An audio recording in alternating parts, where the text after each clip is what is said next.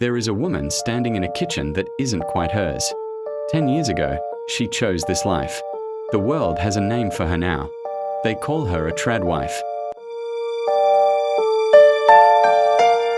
On a screen, it looks like a quiet rebellion against corporate burnout, soft lighting, an image that compresses peace and devotion into a 15-second loop. It tells a story older than civilization, that a woman's highest calling is the sanctuary she builds with her own hands. And for millions of women, that call is real.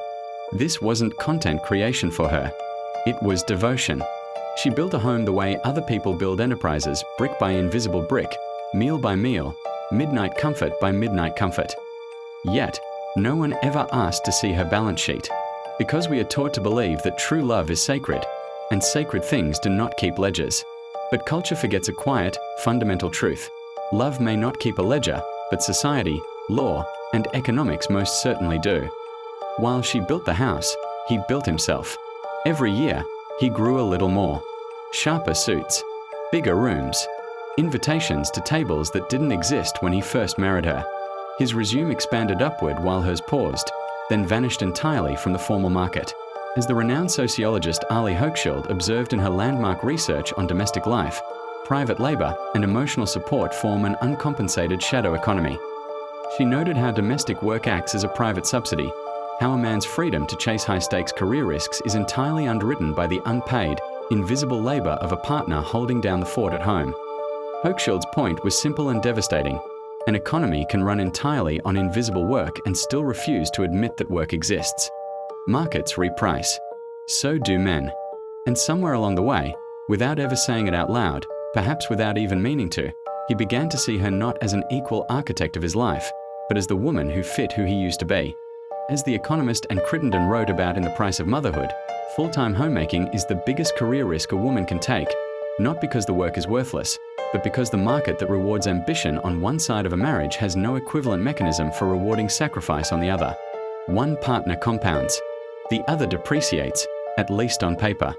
And as philosopher Simone de Beauvoir wrote decades ago in The Second Sex, society expects a woman to give her entire existence to another, locking her within a domestic sphere while treating her economic dependency as a natural state rather than a structural trap. The vulnerability of this arrangement is rarely discussed until the architecture collapses. Sometimes, there is no malice at all. Sometimes there is only a phone call, a sudden diagnosis, a midnight funeral, and the man who was her entire income, her entire credit score, her entire safety net, is simply gone, taking the only financial door she had with him. Or the ground shifts a different way. He loses the corporate job. The startup fails. The economic tide turns, and suddenly the man who built his entire identity on being the sole provider has nothing left to provide. And she has nothing of her own to fall back on either. Two people, standing on no floor, at the exact same time. As the journalist Leslie Bennetts called the feminine mistake in her book of the same name, not a mistake of choosing family, but the mistake of believing that love is a substitute for a financial plan. Her research found that even happily married women who left the workforce entirely were, on average, one crisis away from a standard of living they never agreed to. As economist Nancy Folber points out in The Invisible Heart, modern market economies routinely fail to account for the deep dependencies created within traditional households. By treating home economics as non-market activity, the system leaves domestic partners dangerously exposed to the sudden shocks of life, death, and macroeconomic collapse. No one wrote down what she gave. Not the sleepless nights soothing infants, not the quiet management of family friction, not the professional ambitions she folded away so his career had room to expand. It was real. It was grueling, heavy labor, but it left no paper trail. And in our modern world, things without paper trails are the easiest things to erase, whether by choice, by chance, or by death. No name on the deed. No corporate pension accumulating in her name.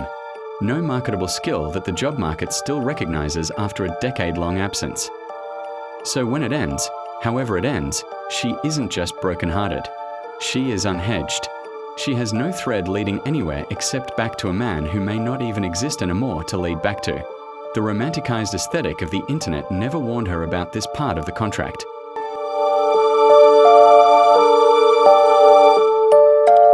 This individual vulnerability is precisely why millions of modern women are quietly drawing a hard line.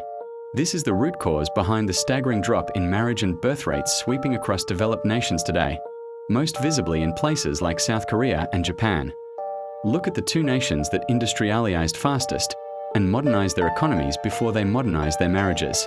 South Korea's fertility rate plummeted to record lows, dropping to roughly 0.72 births per woman in recent years, making it the lowest recorded globally. Japan sits near historic lows as well, with marriages dropping to unprecedented levels. Demographers and sociologists point to a profound structural mismatch. When traditional domestic models demand total female economic surrender without institutional safety nets, women aren't rejecting love, children, or family. They are rejecting structural obsolescence. Ask women in both countries why, and a pattern repeats in survey after survey. It isn't that they stopped wanting love. It's that marriage, as currently priced, asks women to absorb almost all the risk, the career interruption, the domestic invisibility, the total dependency, while the culture still hasn't built the safety net to match. Scholars studying the trend call it a quiet, collective renegotiation. Women are not rejecting family. They are rejecting a version of family that only balances if she disappears into it. Women still want love. They still adore children. But they refuse to step into a burning building where all the exits are locked from the outside. This is not a warning against love. It is not a condemnation of staying home, raising children, or choosing deep, radical devotion to a family. To care for a home and nurture children is sacred work. It is a warning against disappearing inside a role that internet algorithms romanticize, but life insurance policies and family courts never insure. A woman can give her whole heart to a house and still keep one door open that leads only to herself. Not out of distrust, out of sovereignty. We are not telling women to choose career over family. We are saying the two were never supposed to be opposites. A woman can nurse a baby and keep a license current. She can run a home and run a spreadsheet. Sovereignty isn't the absence of devotion. It's devotion that never forgets to protect itself. Because true femininity does not require self-erasure. A woman can be deeply devoted to her family, deeply in love with her partner, and fiercely committed to her own independent footing all at the same time. Because the woman who keeps a thread of her own is never truly stranded. If this resonated with you, hit that subscribe button, leave a comment below with your thoughts, and share this video with someone who needs to hear it. Stay sovereign, and I will see you in the next episode.